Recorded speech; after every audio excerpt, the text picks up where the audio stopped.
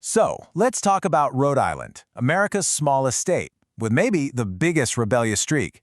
From the very beginning, this was the place you went when you just didn't fit in anywhere else. It was, and in many ways still is, America's rogue state. To really get Rhode Island, you've got to hear what its neighbors thought about it. The famous Puritan leader Cotton Mather called it the sewer of New England. And yeah, that sounds pretty harsh, right? But he kind of hit the nail on the head. It gets to the core of what Rhode Island was all about. It was a magnet for dissidents, a safe harbor for anyone kicked out of Puritan society. So that's the big question we're tackling. How did this tiny little place, nicknamed Rogues Island by its haters, end up with such a fiercely independent identity that's defined it for centuries? Well, the answer is a wild story of dissent, revolution, and a whole lot of stubbornness. So, here's how we're going to break it down. First, we'll look at its founding by a bunch of exiles, then its complicated role in the American Revolution. After that, we'll dive into the messy mix of industry and slavery. We'll see how the Gilded Age changed everything, and finally, how modern Rhode Island politics came to be. All right, first up, the very beginning. You see, most New England colonies were built on a foundation of strict religious rules. Rhode Island, it was built on the idea of getting as far away from those rules as possible. It really all starts with this guy, Roger Williams. In 1636, he gets the boot from the Massachusetts Bay Colony because his ideas were just too radical for them. He was talking about separating church and state and, actually dealing fairly with Native Americans. So he goes off and founds Providence as a true safe haven, a place where you could believe whatever you wanted. I mean, at the time, this was a completely revolutionary concept. And Williams wasn't the only one. Other troublemakers followed his lead, like Anne Hutchinson in Portsmouth and Samuel Gorton over in Warwick. And what this timeline shows you is something really important. Rhode Island wasn't planned out. It was just this collection of 4 super independent-minded towns, all founded by stubborn idealists, who finally decided to band together in 1663. You see, Roger Williams really tried to do things differently. He founded his colony on respect, and the local Narragansett tribe actually granted him the land for Providence.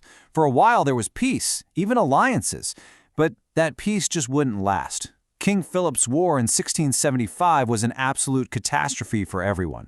Colonial militias destroyed the main Narragansett village, and in retaliation, Narragansett warriors burned Providence to the ground. It was just a brutal, tragic end to what started as such a hopeful beginning. All right, let's jump forward to the American Revolution. And, true to form, Rhode Island's contrarian spirit was on full display. They managed to be both the first ones into the fight and the last ones to join the party. This is the classic Rhode Island paradox. On one hand, they were absolute firebrands. They pulled off one of the first real acts of war in 1772 when they torched the British ship HMS Gaspee. And get this, they were the very first colony to declare independence from Britain, a full 2 months before everyone else.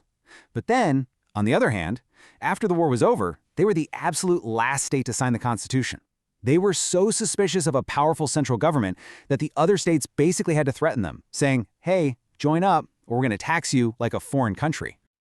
Now, the 19th century, this is where the contradictions get even deeper. Rhode Island becomes this hub of industry and new ideas, but all that success was built on a foundation that was just deeply hypocritical. You could say the American Industrial Revolution was born right here in Pawtucket, Rhode Island. In 1790, this guy Samuel Slater opens the first successful water-powered textile mill, and that one event just kicks the whole thing off for America, turning the state into a manufacturing giant. But where did the money for all this come from? Well, while those factories were going up, Rhode Island's merchants were dominating the transatlantic slave trade. Just let that sink in. In the years after the Revolution, this tiny state controlled up to 90% of the entire American trade in enslaved African people. It's staggering. The hypocrisy here is it's off the charts. Think about this. Rhode Island passed the first anti-slavery law in the colonies way back in 1652, but they never bothered to enforce it. By 1774, it had the largest percentage of enslaved people in all of New England.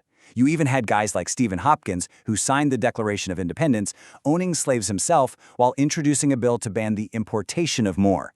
It was families like the DeWolfs who built massive fortunes on this trade, a terrible stain on the state's ideals of liberty. So all this industry created a brand new problem. The state was still using its old colonial charter from 1663, which said only landowners could vote. By the 1840s, a huge chunk of the male population worked in mills and owned no land. So, no land, no vote. Tensions finally boiled over in the Dorr Rebellion, where a man named Thomas Dorr tried to force a new, more inclusive government. The rebellion itself, it failed. Dorr went to jail. But it lit a fire under the ruling class, and they were finally forced to write a new constitution and expand voting rights. Okay, moving into the late 1800s, the Gilded Age. This is when those extremes of wealth and poverty just get blown up, with industrial robber barons building palaces and waves of new immigrants arriving to do the hard work. I mean, just look at this population explosion. The state's population more than doubled in only 40 years. And this wasn't just families having more kids. No, this was a flood of immigration. People from Ireland, Italy, French Canada, all coming for jobs in those mills. And this created a state of wild extremes. On one side, you have Newport, the summer playground for the richest of the rich, like the Vanderbilts, building these massive, insane mansions they called cottages. And then, on the other side, you had crowded cities where immigrant families were living and working in really tough conditions. It was like two different planets, just a few miles apart. And all of this, all these changes, were about to come to a head in our final chapter. The moment that totally reshaped Rhode Island's politics for good. See, since the Civil War, politics had been run by the old guard. These were rural, business-friendly Republicans. But by the 1930s, the cities were packed with immigrant families and union workers, and they were ready for a change. In 1935, the Democrats finally built a strong enough coalition and just swept into power, taking over the entire state government in what's known as the Bloodless Revolution. And look, this wasn't just a one-time thing. That change stuck. From 1935 on, Rhode Island became one of the most solid Democratic strongholds in the whole country. That coalition of labor and immigrant groups has basically run the state for almost a century now, a direct result of its industrial past.